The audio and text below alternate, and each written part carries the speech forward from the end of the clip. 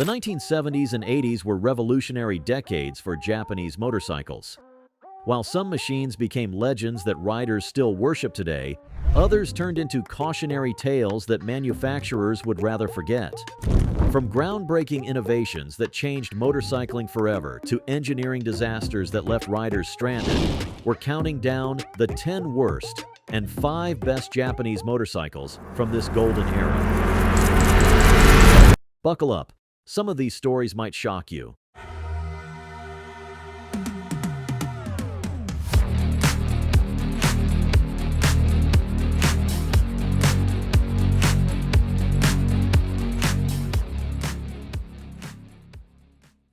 Starting our countdown at number 10, the Honda MVX250F.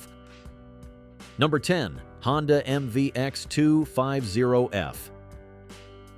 Looked like a future GP bike with its sleek fairings and aggressive stance, but beneath that promising exterior lurked a nightmare of complexity. Honda crammed a V3 two-stroke engine into this 1983 machine, creating what should have been a screaming performance bike. Instead, they delivered a maintenance monster that ate power valves for breakfast. The MVX's ATAC exhaust system was so temperamental that most owners spent more time wrenching than riding. Power delivery was peaky and unpredictable, making the bike dangerous for inexperienced riders. The complex cooling system frequently overheated, and when things went wrong, which they did regularly, repair costs skyrocketed beyond the bike's actual value. Honda discontinued it after just 2 years, leaving owners with an orphan machine that most mechanics refused to touch. At number 9, Yamaha's RD500LC promised to bring Grand Prix technology to the streets with its liquid-cooled V4 two-stroke engine. Number 9, Yamaha RD500LC. The 1984 bike looked spectacular and sounded even better, but riding one was like handling a temperamental racehorse that wanted to throw you off at every opportunity. The RD500LC suffered from catastrophic power valve failures that could destroy the entire engine without warning. The liquid cooling system was prone to leaks that left riders stranded with seized motors. Fuel consumption was absolutely horrendous. We're talking about a bike that could drain its tank in under 161 kilometers of spirited riding. The chassis couldn't handle the engine's violent power delivery, creating a bike that was genuinely frightening to ride at speed. Insurance companies quickly learned to fear this machine, often refusing coverage entirely. At number 8, the 1976 Kawasaki KZ750 Twin represented everything wrong with trying to stretch a good design too far. Number 8, Kawasaki KZ750 Twin. Kawasaki took their reliable parallel twin engine and bored it out to 750 cubic centimeters, creating a vibrating monster that shook itself apart with alarming regularity. The oversized twin produced so much vibration that it literally loosened bolts while riding. Riders reported losing mirrors, turn signals, and even exhaust systems during normal operation. The engine's unbalanced nature created handling problems that made high-speed riding dangerous. Electrical connections frequently failed due to constant shaking, leaving riders stranded with dead bikes. The KZ750 Twin earned a reputation as a bike that required constant maintenance just to keep running, making it one of the most unreliable machines Kawasaki ever produced. At number 7, the 1974 Kawasaki KZ400 should have been a perfect entry-level bike. Number 7, Kawasaki KZ400. But instead became a lesson in how not to build a small displacement motorcycle. The parallel twin engine was woefully underpowered, struggling to move the bike's excessive weight with any enthusiasm. Carburetor problems plagued the KZ400 from day one. The twin Mikuni carbs were impossible to synchronize properly, creating rough idle and poor throttle response. The electrical system was notoriously unreliable, with charging problems that left riders stranded with dead batteries. Build quality was shockingly poor. Paint peeled off within months, chrome rusted at the first sign of moisture, and mechanical components failed prematurely. The KZ400 quickly gained a reputation as a bike that looked decent on the showroom floor, but fell apart the moment you tried to actually ride it. At number 6, Honda's 1975 CB500T Twin looked promising on paper. Number 6. Honda CB500T. A reliable parallel twin in a manageable package, reality proved far different. The CB500T suffered from a fundamental design flaw in its transmission that made shifting a nightmare and frequently left riders stranded in gear. The transmission problems weren't just inconvenient, they were dangerous. Riders reported the bike jumping out of gear unexpectedly, creating hazardous situations in traffic. When the transmission did work, the gear ratios were poorly chosen, creating huge gaps between gears that made smooth acceleration impossible. The electrical system was equally problematic, with a charging system that consistently underperformed and left riders dealing with dead batteries. Engine reliability was surprisingly poor for a Honda, with premature cam wear and oil consumption problems plaguing many examples. At number 5, the 1972 Suzuki GT750 earned its water buffalo nickname through sheer bulk and thirst rather than any admirable qualities. Number 5. Suzuki GT750 Water Buffalo. This liquid-cooled two-stroke triple was supposed to be Suzuki's answer to Honda's CB750, but instead became a cautionary tale about prioritizing power over practicality. The GT750's water cooling system was revolutionary for its time, but proved to be a constant source of problems. Radiator leaks were common, and when the cooling system failed, the two-stroke engine would seize within minutes. The bike was incredibly thirsty, consuming both fuel and two-stroke oil at alarming rates. Handling was ponderous due to excessive weight, and the complex cooling system made routine maintenance a nightmare. Reliability issues plagued the GT750 throughout its production run, earning it a reputation as a bike that spent more time in the shop than on the road. At number 4, the 1981 Yamaha X5 750 Virago promised to bring affordable V-twin cruising to the masses. Number 4, Yamaha XV 750 Virago. The 75-degree V-twin looked modern and sophisticated, but hid serious design flaws that made ownership a constant struggle. Starter problems plagued the 1575 from the beginning. The weak starter motor combined with high compression ratios meant the bike often refused to start, leaving riders stranded. When it did run, the engine suffered from chronic carburation issues that made smooth running nearly impossible. The drive shaft final drive, while maintenance-free in theory, proved prone to expensive failures that often cost more to repair than the bike was worth. Electrical problems were endemic, with the charging system frequently failing and leaving riders with dead batteries and inoperative lights. At number 3, the 1978 Kawasaki Z1 represented Kawasaki's attempt to tame their wild Z1 with turbocharging technology that simply wasn't ready for motorcycle application. Number 3. Kawasaki Z1 RTC. The result was a machine that combined all the complexity of turbocharging with none of the benefits. The turbocharger system was plagued with problems from day one. Turbo lag made the bike nearly unrideable in traffic, with power delivery that ranged from nothing to overwhelming with no middle ground. The complex intercooling system frequently leaked, and when the turbo failed, which it did regularly, replacement costs were astronomical. Heat management was a disaster, with the turbo system creating engine bay temperatures that cooked surrounding components. The Z1 RTC spent more time being repaired than ridden, earning a reputation as one of the most unreliable motorcycles ever built.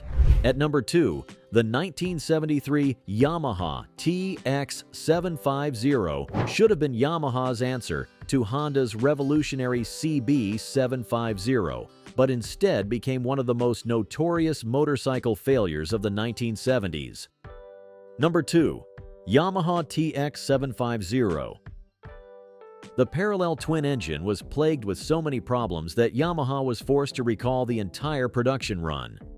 Oil starvation was the TX750's most serious flaw. The engine's oil pump couldn't keep up with demand, leading to catastrophic engine failures that often occurred without warning.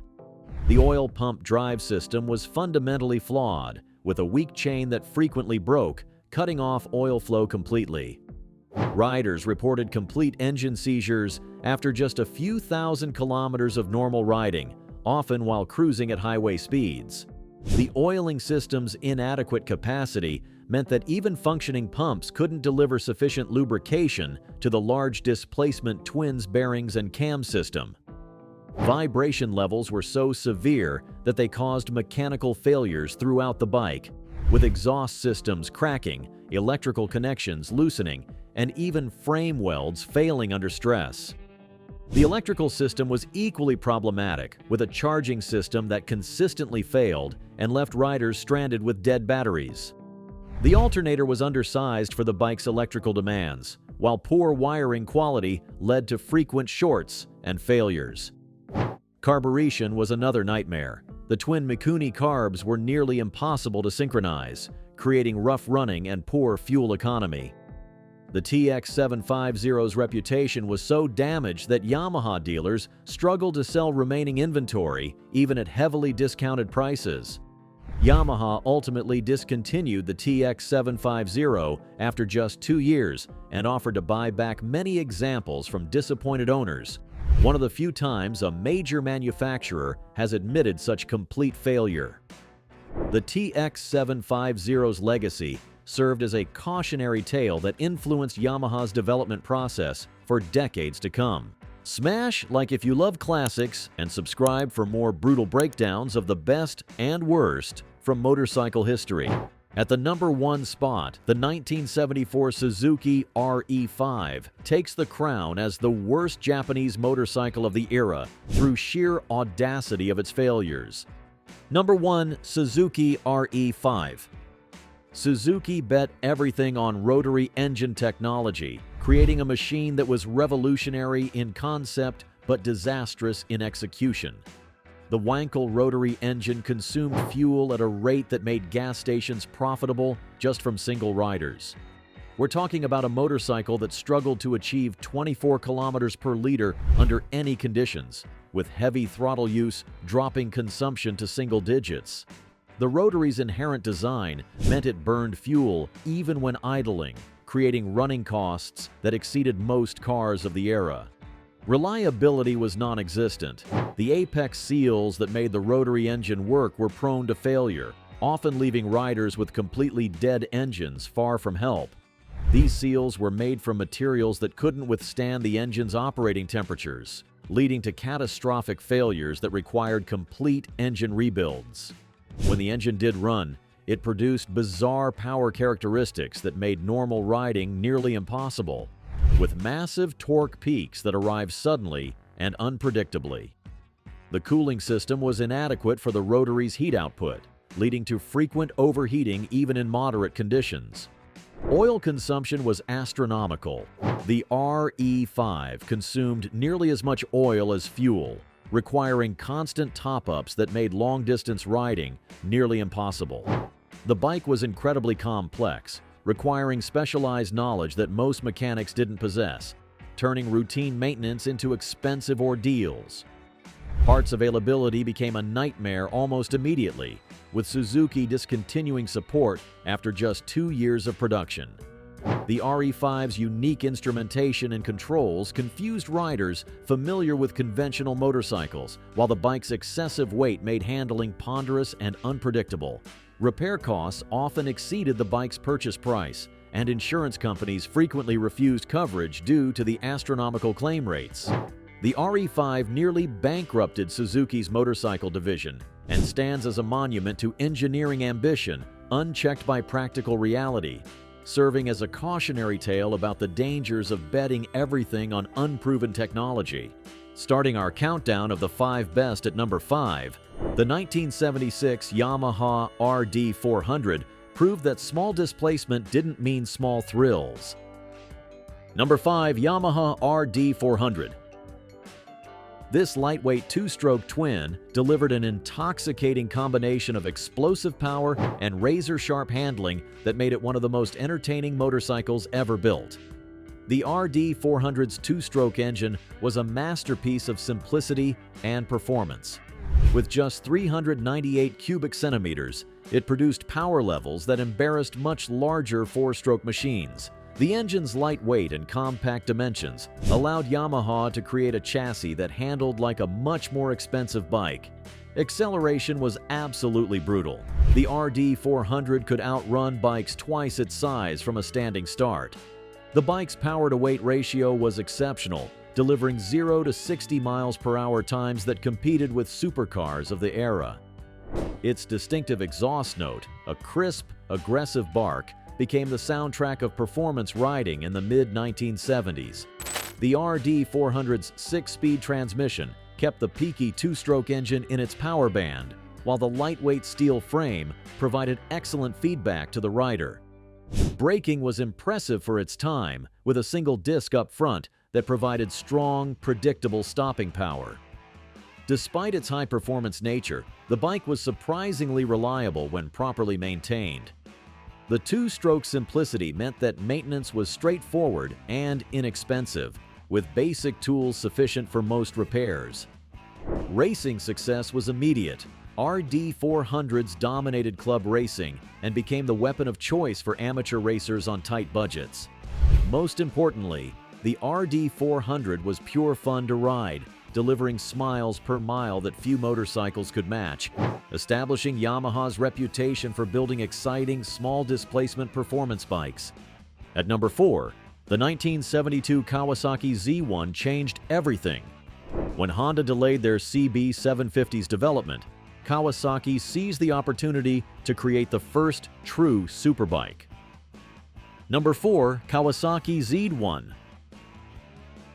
The Z1's 903 cubic centimeter four-cylinder engine didn't just match the competition, it obliterated it.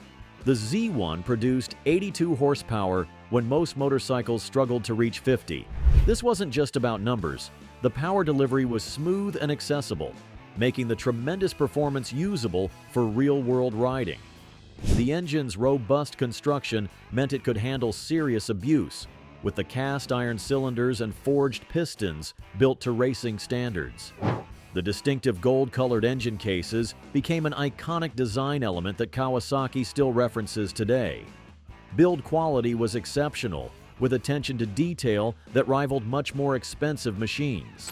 The Z1's frame was significantly stronger than the competition, using larger diameter tubing and additional bracing to handle the massive power output. The bike's styling was aggressive and purposeful, with a design language that influenced motorcycle aesthetics for decades. Top speed exceeded 209 kilometers per hour, making it the fastest production motorcycle of its time. The exhaust note was intoxicating, a deep, thunderous roar that announced the Z1's presence from kilometers away. Racing success followed immediately, with Z1s dominating both drag racing and road racing throughout the early 1970s. The engine proved to be incredibly durable, with many examples still running strong after decades of use. Parts availability remained excellent, supported by Kawasaki's commitment to their flagship model. The Z1 established Kawasaki as a serious player in the motorcycle world and created a template for high-performance motorcycles that manufacturers still follow today. Its influence on motorcycle development cannot be overstated, spawning an entire generation of superbikes. At number 3, the 1973 Suzuki GT185 proved that great things come in small packages. Number 3. Suzuki GT185. This lightweight two-stroke twin became the perfect gateway drug for countless riders entering the world of performance motorcycles, delivering thrills that belied its modest 185 cubic centimeter displacement. The GT185's two-stroke engine was a masterpiece of engineering efficiency. Despite its small size, it produced punchy power that made the bike incredibly entertaining to ride.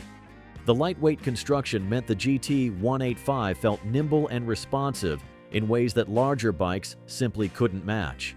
Reliability was exceptional for a two-stroke, with proper maintenance yielding years of trouble-free riding. The bike's affordability made performance motorcycling accessible to younger riders and those on tight budgets. Handling was superb, with a chassis that encouraged spirited riding while remaining forgiving for newer riders. What made the GT 185 truly special was its ability to teach proper riding technique. The bike rewarded smooth throttle control and punished ham-fisted inputs, making riders better in the process. Its 6-speed transmission was unusual for such a small bike, providing perfectly spaced gear ratios that kept the engine in its power band. The GT 185 became a cult classic, beloved by riders who appreciated its pure, uncomplicated approach to motorcycle enjoyment. It proved that you didn't need massive displacement to have massive fun, influencing Suzuki's small bike philosophy for decades to come. Smash like if you love classics, and subscribe for more brutal breakdowns of the best and worst from motorcycle history. At number 2, the 1969 Honda CB 750 didn't just change motorcycles, it changed the world. Number 2, Honda CB 750. This single machine established the template for modern motorcycles and proved that Japanese manufacturers could build bikes that were both powerful and reliable. The CB750's 736 cubic centimeter four-cylinder engine was revolutionary. It produced a then incredible 67 horsepower while maintaining Honda's legendary reliability. The disc front brake was a world first for production motorcycles, providing stopping power that matched the engine's performance. Build quality was exceptional, with fit and finish that European manufacturers couldn't match at any price. The CB750 was comfortable enough for long-distance touring, yet exciting enough for spirited riding. Most importantly, it was affordable, bringing superbike performance to riders who previously could only dream of such machines. The innovative SOHC design, with its distinctive cam chain rattle, became Honda's signature sound for decades. Electric starting was another breakthrough feature that competitors scrambled to match. The CB750's impact extended beyond motorcycles. It established Honda as a serious manufacturer capable of challenging established brands in any market they entered. Racing success followed immediately, with CB750s dominating early superbike racing and proving their performance credentials on tracks worldwide. The CB750 established Honda as the world's premier motorcycle manufacturer and created the modern motorcycle market, spawning countless imitators but never being truly equaled. At the number 1 spot, the 1970 Yamaha XS650 takes the top spot through sheer excellence in every category that matters. Number 1. Yamaha XS650. This parallel twin wasn't the most powerful or the most advanced motorcycle of its era, but it was quite possibly the best. The XS650's 653 cubic centimeter parallel twin delivered a perfect balance of performance and reliability. Power output was strong enough for serious riding, but civilized enough for daily use. The engine proved to be virtually indestructible, with many examples accumulating hundreds of thousands of kilometers without major issues. Handling was superb, with a chassis that remained composed under all conditions. Build quality was exceptional. XS650s from the 1970s still look good today, testament to Yamaha's attention to detail. The bike was versatile enough to serve as everything from a daily commuter to a serious touring machine. The XS650's 360-degree crankshaft gave it a distinctive exhaust note that riders loved, while the robust 5-speed transmission could handle any abuse riders could dish out. Maintenance was straightforward and affordable, with parts remaining available decades after production ended. The bike's classic styling has made it a favorite among custom builders, with thousands transformed into cafe racers, trackers, and choppers. Racing heritage was strong too. XS650s dominated dirt track racing throughout the 1970s and early 80s, proving their performance potential. The 1970s and 80s taught us that innovation without execution leads to disaster. while solid engineering creates legends that last forever. These motorcycles shape the industry we know today, sometimes as examples to follow, sometimes as warnings to heed. The best machines from this era are still influencing motorcycle design today, while the worst serve as reminders that even great companies can make spectacular mistakes.